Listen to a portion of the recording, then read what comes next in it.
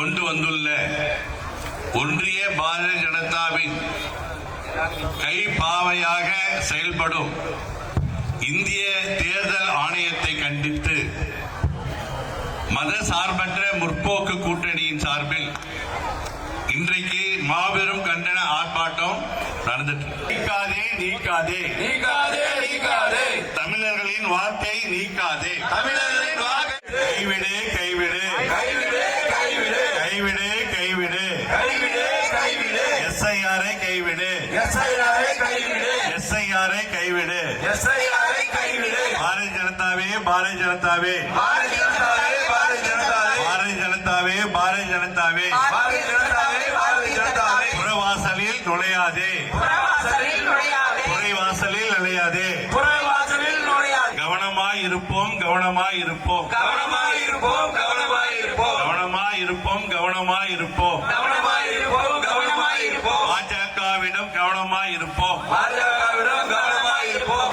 நம்ம நாட்டுக்கு, நம்ம குறிப்பாக தமிழ் மாநிலத்திற்கு எந்த அநீதிகளும் வந்தாலும் முதல்ல குரல் கொடுக்கக்கூடிய நம்முடைய கழக தலைவர் அவர்கள் 2026 இரண்டாவது முறையா முதல்வர் ஆக்க போறீங்க.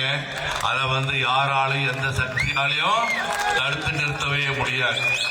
நம்முடைய மத சார்பற்ற கூட்டணி திராவிட முன்னேற்ற கழகம் 7வது முறையும் தமிழ்நாடு ஆளதான் போகுது.